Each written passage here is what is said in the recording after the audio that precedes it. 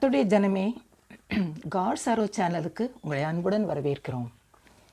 கர்த்தரின் அனந்த ஞான திட்டமும் சாத்தானின் அழிவும் என்ற தலைப்பில் கர்த்தரின் செயல்களை வேதத்தில் பார்க்க போகிறோம். தீமையை அழிப்பதையே கர்த்தர் தம் நோக்கமாக கொண்டிருந்தார். வேதத்தின் முடிவில் கர்த்தர் சாத்தானை அடியோடு அழிக்கிறதையே காண்கிறோம். அப்போது துவக்கமும் அதுவாகத்தானே இருந்திருக்க வேண்டும். அந்தத்தில் உள்ளவைகளை ஆதிமுதற்கொண்டு அறிவிக்கிறவர் என்று ஏசாயா 46:10 வாசிக்கிறோம். தீமையை, அதாவது சாத்தானை அழிப்பதையே கருத்தில் கொண்டு கர்த்தர் ஆதிமுதல் செயல்பட்டார். அவர் செய்த ஒவ்வொரு காரியமும், எடுத்த ஒவ்வொரு அடியும் சாத்தானின் கடைசி அழிவையே காட்டுகின்றன. ஆதிமுதல் இப்பிரபஞ்சத்தில் பாவம் செய்த சாத்தானை முடிவில் முற்றிலுமாய் அழிப்பதே அவருடைய நோக்கமாய் இருந்தது, இருக்கிறது, இருக்கப் போகிறது. நம் பிதாவின் முதல் திட்டம் சாத்தானை சிறைப்படுத்துவதே. ஒரு வீட்டில் நடந்த நிகழ்ச்சியோடு ஒப்பிட்டு பார்த்தால், முதலில் சாத்தானை சிறைப்படுத்துவது கர்த்தருக்கு எவ்வாறு மிக அவசியமாகப்பட்டது என்பது தெளிவாக தெரியும். ஒரு வீட்டில் செடிகள் நிறைந்த தோட்டத்தில் ஒரு பெரிய நல்ல பாம்பு பல நாட்களாக வாழ்ந்து கொண்டு அங்கு வளர்க்கப்பட்ட கோழிகளை ஒவ்வொன்றாக கொன்று கொண்டே இருந்தது. அந்த பாம்பை அடிக்க அந்த வீட்டார் எத்தனை தடவை முயற்சி செய்தும் பலனே இல்லை. அதை அடிக்கப் போனால் அது செடிகளுக்குள் மறைந்துவிடும். அதை கொல்ல அந்த வீட்டில் உள்ள ஒரு வாலிப பையன் திட்டமிட்டான். அவன் என்ன செய்தான் தெரியுமா? ஒரு பெரிய கூடு செய்து எல்லா கோழிகளையும் அந்த கூட்டுக்குள் அடைத்து வைத்து ஒரு வாரம் அவைகளுக்கு தீனி போட்டு கொண்டு வந்தான். ஒரு வாரம் கழித்து அதில் 2 கோழிகளை மட்டும் பிடித்து தன் வீட்டின் முதல் அறைக்குள் விட்டான். அறையில் உள்ள ஒரு மேஜையின் கால்களில் அந்த கோழிகளின் கால்களை கட்டிவிட்டான். அறையிலிருந்து வீட்டுக்கு செல்லும் கதவை அடைத்து விட்டான். அந்த கோழிகள் சத்தம் எழுப்பிக்கொண்டே இருந்தன. அறையின் முன்வாசலை கொஞ்சம் மட்டும் திறந்து வைத்துவிட்டு வெளியே இருந்து ஜன்னலின் ஒரு துவாரம் வழியாக பாம்பு உள்ளே வருகிறதா என்று கவனித்து கொண்டே இருந்தான். இருட்டப் போகும்போது அந்த பாம்பு மெல்ல மெல்ல அந்த கோழிகள் இருக்கும் அறைக்குள் நுழைந்தது.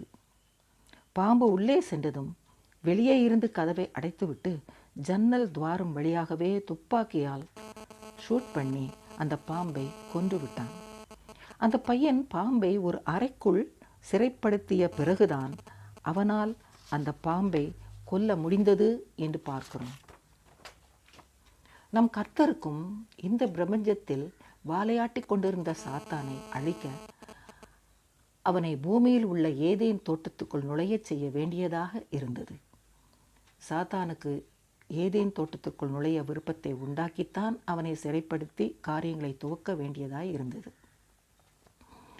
ஏதேன் தோட்டத்தில் நன்மை தீமை அறிவுக்கனிகள் தரும் மரத்தை நட்டு சாத்தானை தோட்டத்துக்குள் வரவழைத்து ஆதாம் ஏவாளின் ஆத்துமாக்களை அவர்கள் கர்த்தருக்கு கீழ்ப்படியாமல் செய்து அவன் ஆளுகைக்குள் கொண்டு வரும் வழிகளை கர்த்தர் முன்னேற்பாடாகவே செய்திருந்தார். இதை கர்த்தருடைய அனந்த ஞானத்தின் முதல் கட்ட செயலாக நாம் காண்கிறோம். சாத்தான் கர்த்தர் திட்டமிட்டபடியே ஆதாம் ஏவாளை கர்த்தருக்கு கீழ்ப்படியாமல் செய்து அவர்கள் ஆத்துமாக்களை தன் ஆளுகைக்குள் கொண்டு வந்தான். மேலும் அவர்கள் கீழ்ப்படியாமல் உண்ட கனியின் மூலம் தீமையின் ஜனம் உருவாகவும் கர்த்தர் வழி செய்தார். காயினை நோத் பட்டணத்தில் ஆதிமுதல் கர்த்தரின் அனுமதியுடன் வாழ்ந்து கொண்டிருந்த கூட்டத்துக்கு அனுப்பி அங்கு அவர்களுடன் கலந்து ஒரு தீமையின் ஜனம் உருவாக்கவும் செய்தார். சேத் மூலம் நன்மை ஜனம் உருவாகவும் செய்தார். ஏன் கர்த்தர் இவ்வாறு செய்ய வேண்டும்? சாத்தானை முதலிலேயே அழித்துவிட வேண்டியதுதானே. இதற்காக நன்மை தீமை அறிவு தரும் கனிகள் தரும் மரத்தை நட வேண்டும். இதற்காக சாத்தானுக்கு ஆதாம் ஏவாள் ஆத்துமாக்களின் மேல் ஆளுகை கொடுக்க வகை செய்ய வேண்டும் என்று பற்பல கேள்விகள் நமக்கு எழலாம். நாம் நன்றாக யோசித்து பார்க்க வேண்டும். கர்த்தர் அனுமதிக்காமல் நோத் பட்டணத்தில் சாத்தான் கூட்டம் ஒன்று வாழ்ந்து கொண்டிருக்க முடியுமா? கர்த்தர் அனுமதிக்காமல் சாத்தானால் ஏதேன் தோட்டத்துக்குள் நுழைய முடியுமா? கர்த்தர் அனுமதிக்காமல் சாத்தான் ஆதாம் ஏவாளை வஞ்சிக்க முடியுமா? கர்த்தர் மனுஷருக்காக செய்த திட்டங்களை சாத்தான் சிதைத்து விட்டான். அவருக்கு தெரியாமல் ஏதேன் தோட்டத்துக்குள் நுழைந்து ஆதாம் ஏவாளை வஞ்சித்து விட்டான் என்று நாம் எண்ணி நம் கர்த்தருடைய இறை ஆண்மையை, அவருடைய சாவு நெற்றியை விட்டு கொடுத்து அவரை சாத்தானிடம் தோற்று போனவராக ஒரு சாதாரண மனுஷனுக்கு சமமாக்கி சாத்தானை சாமர்த்தியவானாகவே உயர்த்தி விடுகிறோம். இவர் சாத்தானை பெரியவனாக்கி நம் கர்த்தரை ஒரு ஏமாற்றப்பட்டவராக தோற்று போனவராகவே காண்கிறோம். உண்மையில் கர்த்தர் சர்வ வல்லவர், சகலத்தையும் அறிந்தவர், அசைக்கப்பட முடியாதவர். கர்த்தரை தம் முன்பாக வைத்திருப்பதால் தான் அசைக்கப்படுவதில்லை என்று தாவீது சொல்லும்போது அந்த கர்த்தரையே சாத்தான் அசைத்து விடுவானா? கர்த்தர் அனுமதிக்காமல் எதுவும் நடந்துவிடவில்லை. இப்பொழுது நமக்கு வருகிற உபத்திரவங்களை கர்த்தர் அனுமதிக்காமல் வரவில்லை என்று திட்டமாய் சொல்ல கற்றுக்கொண்டோமே. இன்று அனுமதிக்கிறவர் அன்று அனுமதிக்கவில்லையா? கர்த்தர் 6000 வருடங்களாக செயல்பட்டு சாத்தானின் அழிவை வெகு சீக்கிரத்தில் நடத்தி முடிக்கப் போகிறார்.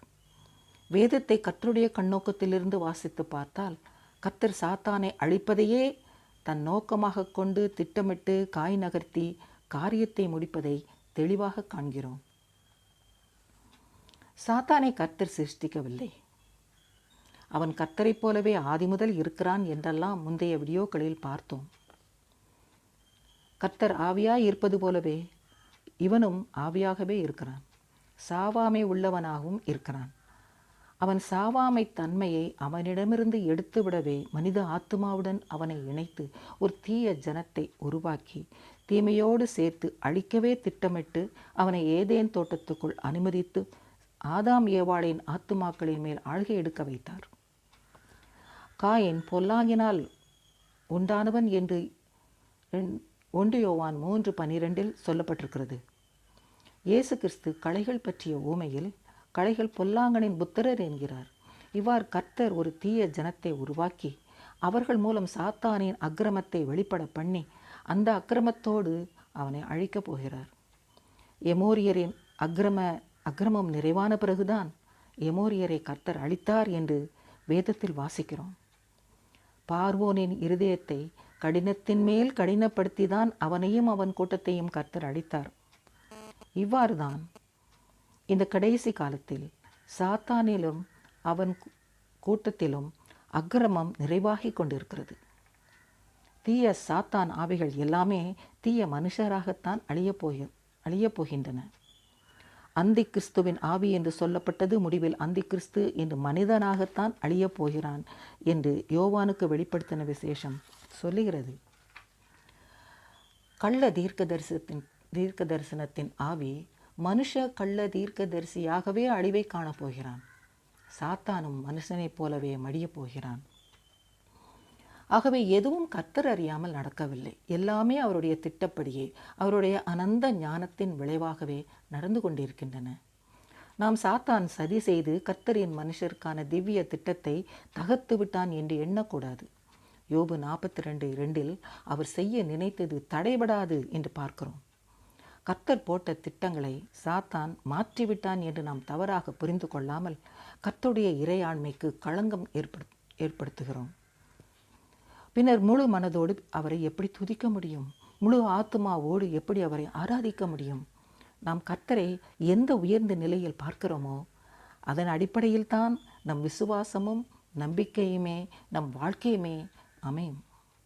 கர்த்தர் சாத்தானை அழிக்க தம் அனந்த ஞானத்தின்படியே தீட்டிய திட்டங்கள் யாவும் வெகு நேர்த்தியாகவே நடந்து கொண்டிருக்கின்றன. சீக்கிரத்தில் பூமியில் நன்மை மட்டும் வாசம் பண்ணும் காலம் வரப்போகிறது. தீமை அடியோடு அழியும் நாளும் வரப்போகிறது. கர்த்தருக்கே மகிமை உண்டாவதாக. ஷாலோம்.